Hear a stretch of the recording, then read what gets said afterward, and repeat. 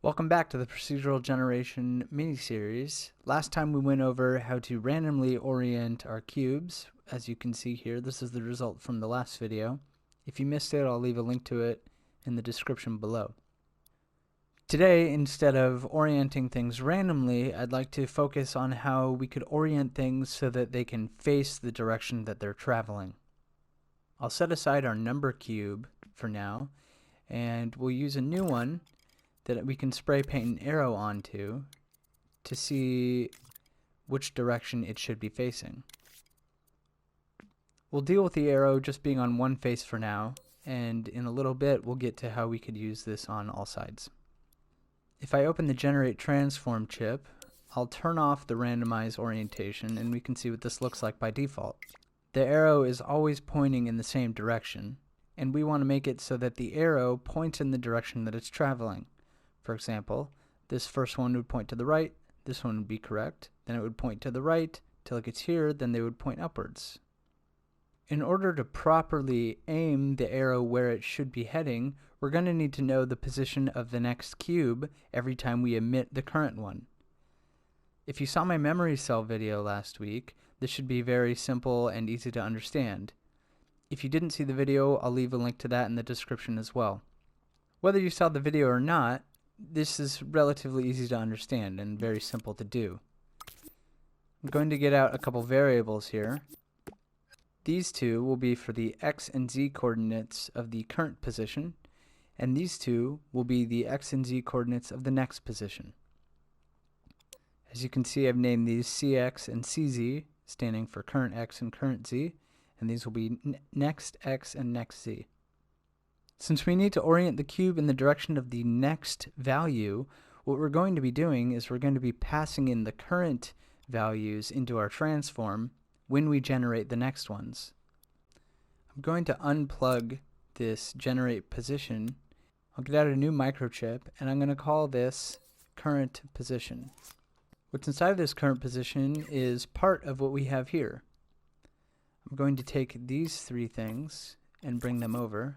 It's the combiner and the output node. And for now, since we're only dealing with x and z, I'm going to leave this. In the future, I promise we'll get to how the y direction can also work in this. What we need here is very simple. Two variable modifiers set to the get type. This one will get the current x, and this one will get the current z. And we're just going to plug those in like this. Now we need a way to update the next position and the current position. As it stands right now, this generate position chip generates the next position that we should head towards.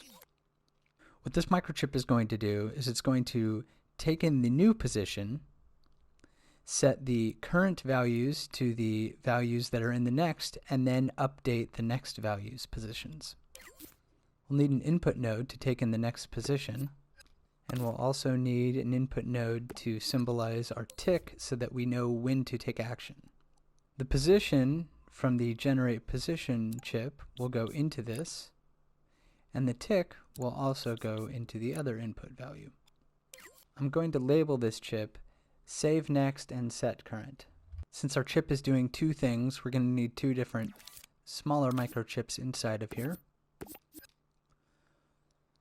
This top chip will be setting the next position, and this bottom chip will take care of transferring the old values in nx and nz into the cx and cz values. I'll label this top microchip save next, and I'll label the bottom microchip set current.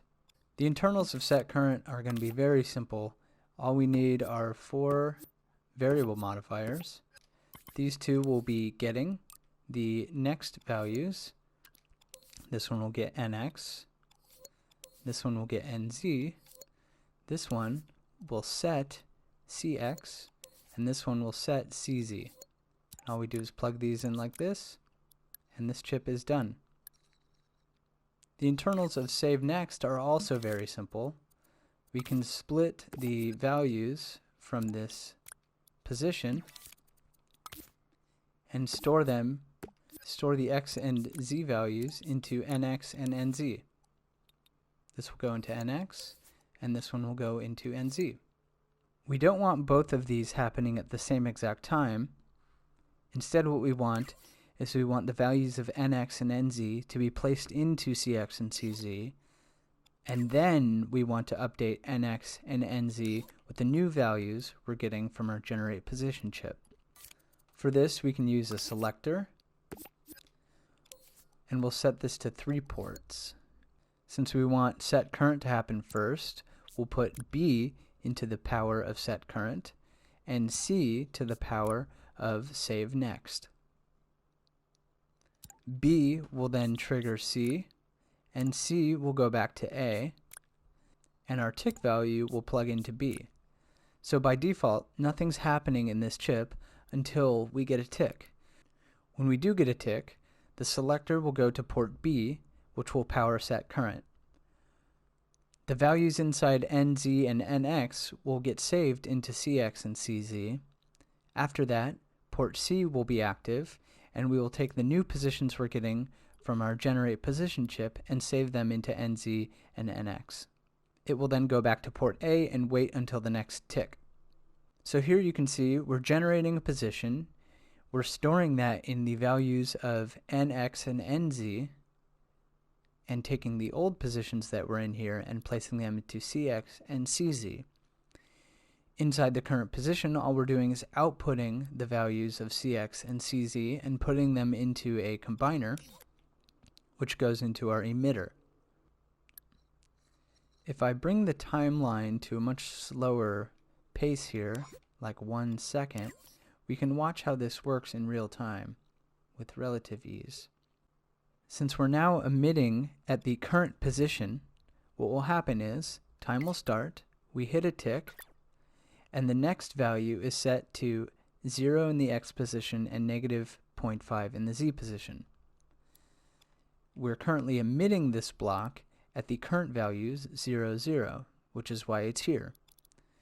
With this, we know that Z is going to move in the negative direction, which is ahead of us here, so we know that on the next tick, our next block will be right here. We can see that NZ is now 0.5 less than the current Z, which means that the next block will also be 1 ahead in the negative Z direction. After a little while, we can see that X has been increased by 0.5. If we remember that positive X is to the right, we can now assume that the next cube will be 1 to the right of this last cube that we've emitted here.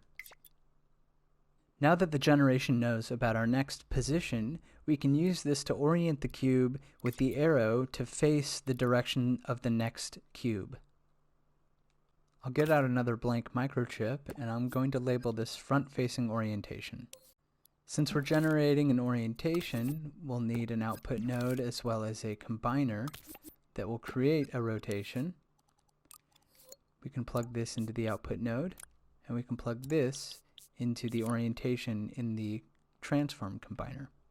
Now we need access to our variables, so I'll get 4 of these variable modifiers out, and I'll set them to the get mode. Since our arrow is on top, we need to deal with 4 different 90-degree rotations here in the yaw to get the arrows to point the way they should. Since this is the case, we can use a selector and do the same thing we did in the last video, which is where we multiplied the active port of the selector by 90 and plug that into the yaw rotation.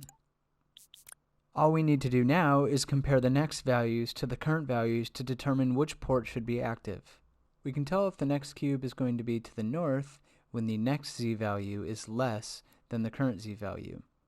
We'll know when it's going east when the next X value is greater than the current X value, and so forth. All we have to do is use a couple calculators to determine which input should be active, and we're done.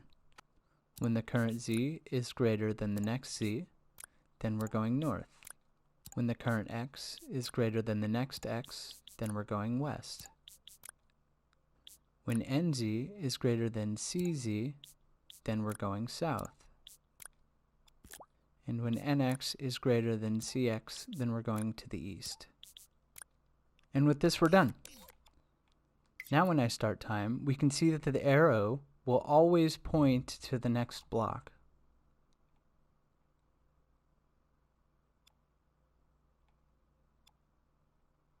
Now that we have this done for one side of the cube, you could see it'd be relatively easy to get it to work with something like this numbered cube.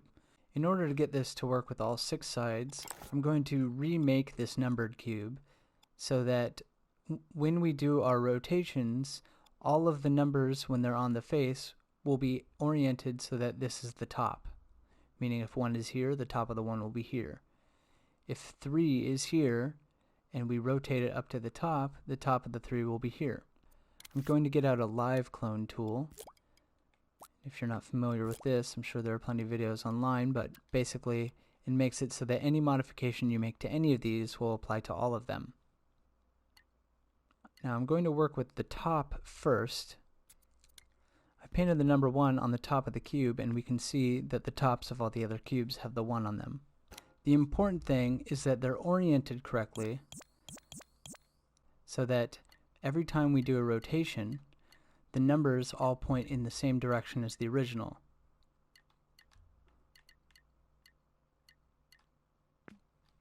Since the front-facing orientation logic we had only deals with outputting a yaw, I've gone ahead and put it into its own chip with an output labeled yaw, which we can plug into here. This is inside our generate rotation, which goes into our orientation. Now to get the other numbers to show up on top, all we have to do is affect the pitch and the roll of the orientation, and the front-facing orientation will do the rest for us. I'm going to get out one more chip here, and I'm going to call this randomized top face. Since this is going to be dealing with the roll and the pitch, I'm going to have an output node for pitch and another one for roll. If we look at our cube here, we can see, because of the way we set it up, in order to show any of the first 4 numbers, all we have to do is pitch. The last 2 numbers can be achieved by rolling, either 90 degrees or 270 degrees. Since we want this to be random, I'll get out a randomizer. We're also going to need something to trigger the randomizer, so I'm going to bring in our tick from our other chip. We can plug the tick in and plug the pitch into the pitch and the roll into the roll. Since there are 6 sides of the cube, I'm going to set this to 6 and make sure to set it to true random. And then what this is going to be doing is be picking from 6 different ports on this selector. We're going to take the active port from the randomizer and plug it into the active port of the selector. Since 4 of these only have to deal with pitch, we can use the same trick we used in the other, where we take a calculator and multiply by 90, and we can take our active port and plug that into the A. This will make it so that when port A is active, we will pitch 0 degrees, port B will pitch 90, port C will pitch 180, and port D will pitch 270.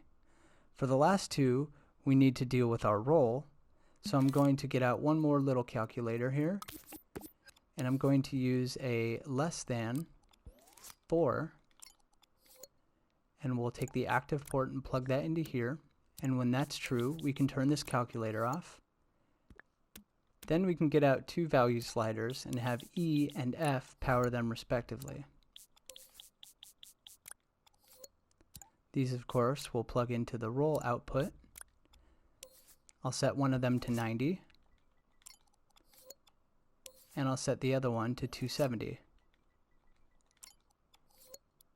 Since we're only affecting pitch and roll, what will happen here is the tick will randomly pick one of these, which is essentially picking the face that will be on top.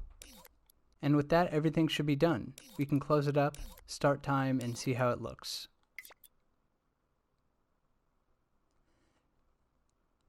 We can see that random numbers are showing on the faces, but they're also oriented so that they're pointing towards the next cube. I realize in this episode we covered a lot of information. I hope it wasn't too overwhelming for you. If it was, please leave me a comment or a question. I'd be happy to address them or answer your questions that you may have. One thing I'd like to point out is that we're nearing the end of what I would consider usefulness with having one cube. We may want to start using different things for corners, for example. Say these were rooms for a dungeon, and there was a door at the bottom and the top of each cube. If 5's door was here and the top door was also there, this door for 6 would be pointing at a wall, and we may want to use something else like a corner room that has a door here and here, for example. I'll be covering how we can use corner pieces in a near future video, but for the very next video I want to discuss how we can avoid things like this, overlapping. I hope you're looking forward to learning how to deal with that. I know I am. I'll see you in the next video.